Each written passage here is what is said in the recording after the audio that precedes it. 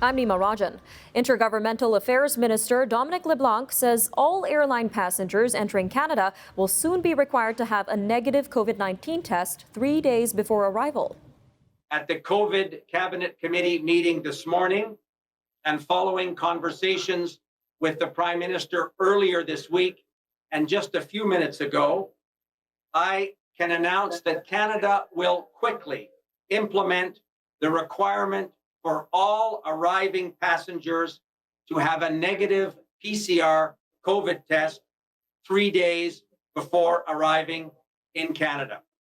Critics say the government had months to implement this, but instead rolled out a reactive announcement in response to news headlines. The National Airlines Council of Canada says it's been asking the federal government for months to introduce a coordinated testing regime in consultation with the industry.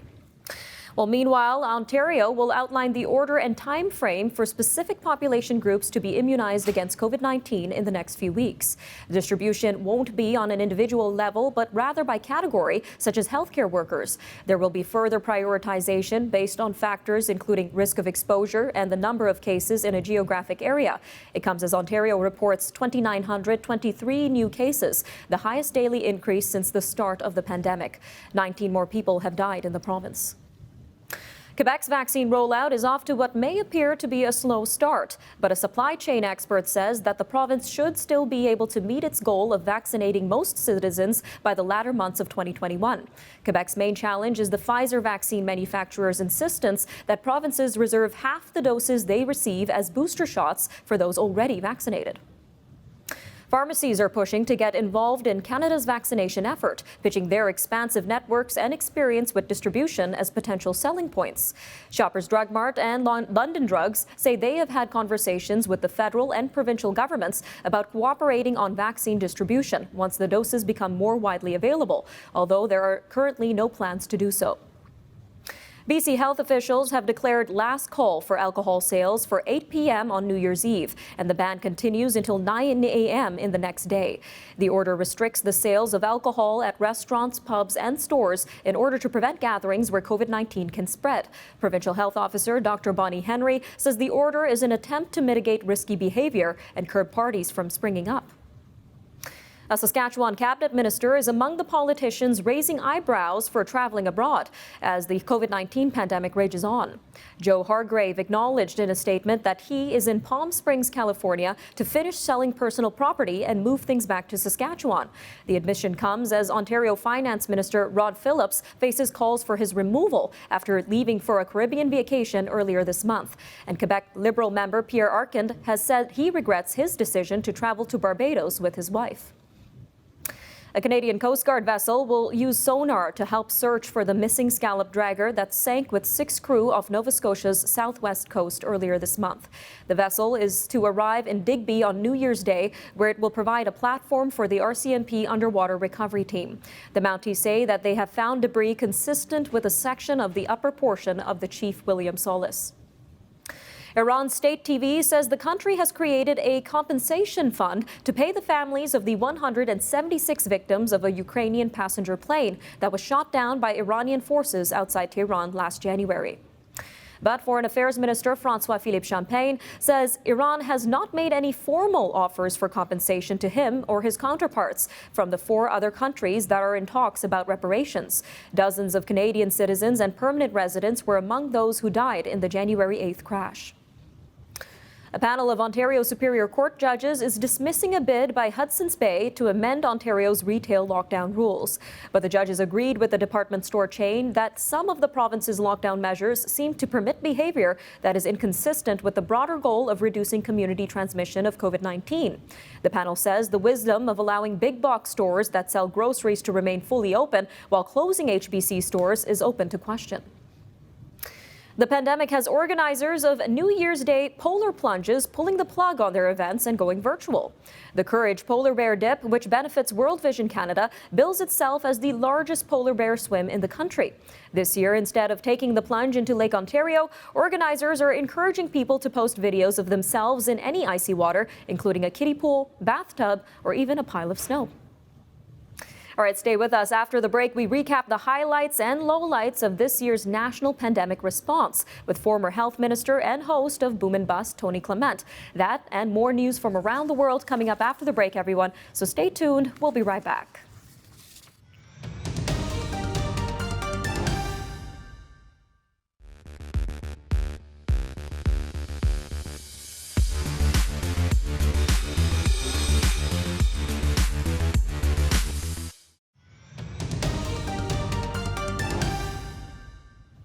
We can all agree that this has been a year for the history books. An ongoing pandemic, an international human rights movement, a highly anticipated election that was watched across the globe, and a worldwide recession, all within the span of 2020. Now, as we prepare to leave 2020 in the rearview mirror, there is still a lot of work to be done to bring Canada back from this pandemic smarter and stronger.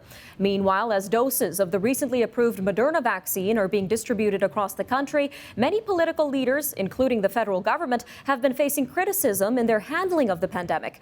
As we begin to scale up our national vaccination program, it's safe to say that there is still a long road ahead in 2021 before we return to pre-pandemic life.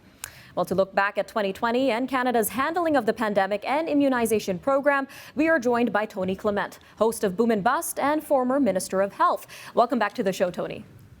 Great to be back on. Now, looking back at the first wave of the pandemic last spring, could we have done things differently to prevent the second wave that we're seeing right now? Well, I think there's been a lot of analysis now of how prepared we were as a country for just such an event as this. For instance, there has been focus on the Public Health Agency of Canada. A lot of the internal structure of the agency meant that a lot of the built up expertise had been lost over the years. Clearly, the supply of personal protective equipment, PPE, that was supposed to be in place by the Public Health Agency was not in place. So a lot of these things have caused some consternation. So I think it's safe to say that we were caught as flat-footed as many other countries were. And that's ultimately the case, that it wasn't just Canada. The whole world was caught flat-footed, including the World Health Organization. Now, in terms of transparency, which is so important to Canadians right now, has the federal government been open enough with Canadians during all that transpired in 2020? Well, certainly we've done better than the People's Republic of China. Of course, a lot of the transmission of the virus, which started in Wuhan, was not known by the world until it was far too late. Then the federal government here in Canada was playing catch up. The initial advice to Canadians was don't panic. This is low risk for Canada and Canadians. And then they had to flip that on its head very quickly as the virus started to spread. So I think basically we were playing catch up all year as a country. But like other countries, we were doing so. It wasn't just us. Now, you were Health Minister of Ontario during the SARS outbreak in 2002, as well as Minister of Health between 2006 and 2008. Were there any lessons that the government learned from the SARS outbreak implemented in this pandemic? Well, as you can imagine, after SARS, there was a lot of navel gazing to see what could be done better. And some things were put in place that I think stood us in good stead. For instance, making sure that hospitals had negative pressure rooms so that the disease or the virus couldn't transmit through the hospital HVAC system, as an example. But also there were, at the time, recommendations that we should look at our long-term care homes, make sure that people didn't have 2 or 3 or 4 jobs bouncing around to different LTC facilities because they were only hired on as part-time. And that was identified as a potential way that a virus could be transmitted. And sure enough, that happened again with COVID-19, unfortunately. So some lessons were learned, other lessons were ignored. And now we're battling through the second wave of the virus, and we're seeing new variants of this virus pop up. How can the government increase the confidence of Canadians as we start the new year? Well, I think the important thing is everybody's looking to the vaccine. Let's face it. The vaccine is not going to be a cure-all. You can still transmit, according to the latest studies, still transmit the virus even while being vaccinated, but the impacts on you or anyone else being vaccinated are a lot less. So I think a lot of the eggs are in the basket of the vaccine right now. Meanwhile, a lot more is being learned about the virus, how it's transmitted, and how it can be protected against. So hopefully 2021 will be a year not virus-free. I don't think anyone is suggesting we're going to be rid of this virus anytime soon, but at least better prepared and, as you said at the outset, hopefully returning to some aspects of normalcy in our society. All right, everyone, we're finishing up this segment, but we will be right back with Tony Clement to talk about the economic impact of the pandemic and our path to recovery in the new year. So stay with us. We'll be right back with Tony Clement, host of Boom and Bust.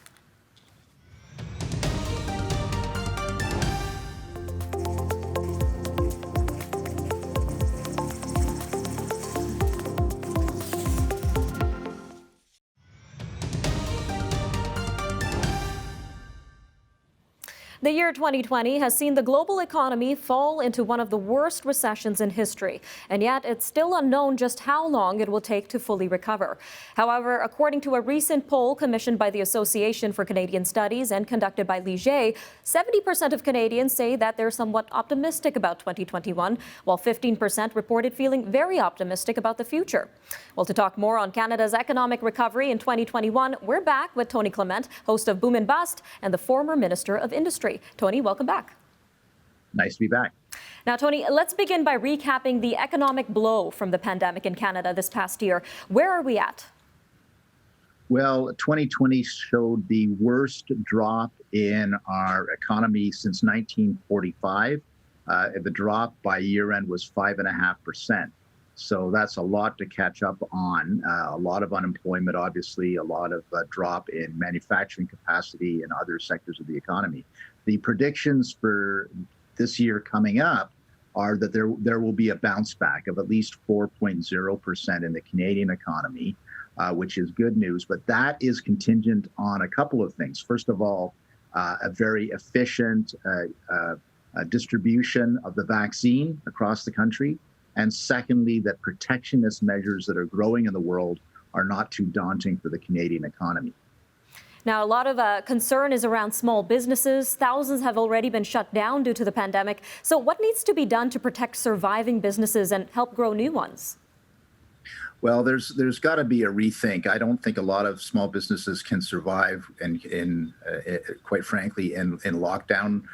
Dan Kelly, who's been a guest on my show, he's the head of the Canadian Federation of Independent Business, has said that the loss of small businesses in Canada right now is around 160,000 small businesses. It could double if the lockdowns continue well into the new year. So really what people are looking for in the small business sector are loosening up of the lockdowns, obviously, again, contingent upon the vaccine being available and being distributed, and an opportunity for small businesses in retail to actually do the work that they do so that not everybody's going to Amazon or big box stores. Yeah, we'll definitely have to keep an eye on that sector. Now, heading into federal aid, there was a lot of federal aid spending since the first wave of the pandemic, but how has that impacted our economy?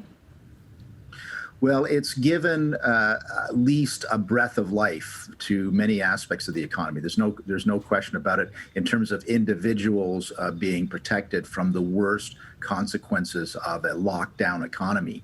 Unfortunately, when it comes to, again, small businesses and other aspects of the economy, the impact has not been as good. But again, a lot of small businesses, a lot of other sectors of the economy, not just small business, are looking to 2021 as being the time when the economy can stage by stage, step by step, open up again. If that doesn't happen quickly, that let's just say in the first 6 months of 2021, then there will be a lot bigger opportunity for the economy to do worse. That is to say that a lot of other businesses will not survive. Now, we're going into 2021, and there are questions around tax season following the generous federal aid subsidies. Should Canadians be concerned? Well, I mean, I guess the big elephant in the room is how do you pay for all this?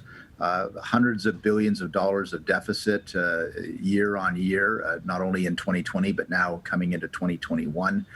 Eventually, there will be questions raised about how a government in Canada can repay that, because it's not only at the federal level, it's also at all the different provincial and municipal levels. So that's the big question mark. And so the talk then turns to taxes as a way to bridge the gap. So I think you're going to see more talk about the taxation regime and how people are being taxed in a COVID economy, and what can be sustainable. And I expect that kind of discussion will leap ahead in the budget year 2021. All right, Tony, we've got about 40 seconds left, but what steps need to be taken to ensure Canada comes out of this pandemic in better shape economically than before? Got to fight protectionism around the world. We've got to be able to trade with our trading nations, including the USA, with a new U.S. administration. We've got to have that discussion about freer trade across the border. You've got to see the opening up of other economies, because we are a trading nation. And we've got to open up our own economy through vaccine deployment and eventually getting out of lockdown. All right, Tony Clement, host of Boom and Bust, thank you again for your time today. Thank you. Up next, we take a look at top stories from around the world, starting in the U.S., where a Republican senator says he objects to Joe Biden's win. Meanwhile, Walmart gets in trouble for a tweet in response to this Republican senator's sentiments. That and more coming up next. Stay tuned.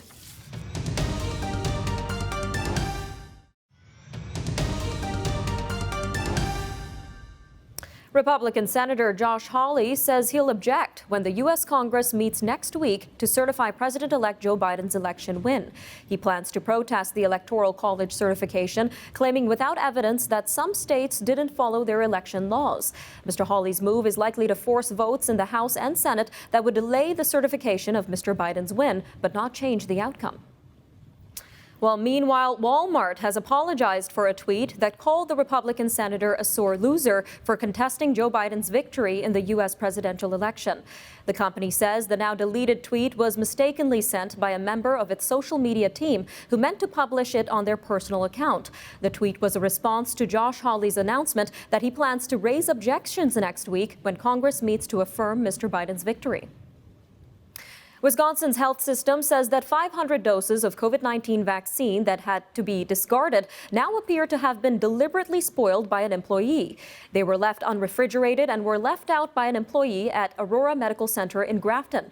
Aurora says that the employee involved acknowledged that they intentionally removed the vaccine from refrigeration. It says they had fired the employee and referred the matter to authorities for further investigation. Yemen's Interior Ministry now reports at least 25 people were killed and 110 wounded when a large explosion struck the airport in Aden. The blast went off shortly after a plane carrying the newly formed cabinet landed, but no one on the government plane was hurt. Officials later reported another explosion close to a palace where the cabinet members were transferred following the airport attack. The source of the blast remains unknown, and no group immediately claimed an attack on the airport. Britain's trade deal with the European Union is set to become law within hours once it has received royal assent from the Queen. Today's passage by Parliament paves the way for an orderly break with the bloc and brings an end to the UK's long and divisive Brexit journey. Just ahead of the deadline, lawmakers voted 521 to 73 in favor of the agreement.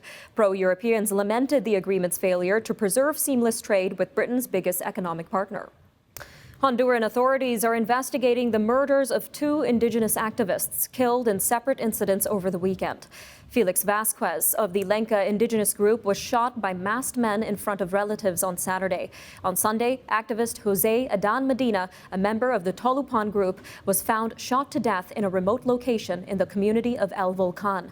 National elections are scheduled for March in Honduras, which is among the world's deadliest nations for environmental activists. A court in China has upheld a 6-year prison sentence for an entrepreneur who made unlicensed copies of Lego block toys. The Higher People's Court in Shanghai also upheld a multi-million-dollar fine imposed on the entrepreneur, identified only by his surname Li. The court says that starting in 2015, Mr. Li and 8 other defendants set up a factory that made copies of Lego bricks and toys and sold them under the brand name Liping. Ticketmaster has agreed to pay a $10 million fine to escape prosecution over accusations that the company hacked into the computer system of a startup rival. A judge signed off on the deal in federal court in New York City yesterday. The concert ticket seller for big-name acts had been facing multiple criminal charges related to an attack on a Brooklyn-based company called Songkick. Ticketmaster says that the conduct involved only 2 employees who were fired in 2017. The COVID-19 pandemic is coming home to roost in America's backyards. We found ourselves stuck at home with COVID-19, with the pandemic, and a lot of time on our hands and a lot of thinking, and realized that we could do this. And so the kids and the chickens are very connected. We have names and they know exactly what type each one is. Each one's a different variety, so they're learning a lot. Amateur chicken keeping has been growing in popularity in recent years as people become more focused on environmental sustainability and the food that they eat. Businesses that sell chicks, coops, and other supplies say that they have seen a surge in demand since the pandemic took hold. The final Jeopardy episodes hosted by Alex Trebek will air next week. The Canadian-born Trebek died on November 8th at the age of 80 following a battle with cancer. Sony Pictures Television says the first of the 5 episodes will air Monday and will start with a message from Trebek about the season of giving. The final episode on Friday will conclude with a tribute to the longtime and beloved host. Veteran Jeopardy champion Ken Jennings will take over as guest host starting on January 11th. All right, I'm Nima Rajan, and that'll do it for your look at national and international news for today. Remember, for news on demand, you could always check out our website, thenewsforum.ca, and be sure to follow us on our social media accounts. We're available on Facebook, Instagram, and Twitter for updates. You can also watch all our news and commentary programming on the News Forum YouTube channel. All right, thanks for watching us, and have a safe and happy New Year's Eve, everyone. We'll catch you next time.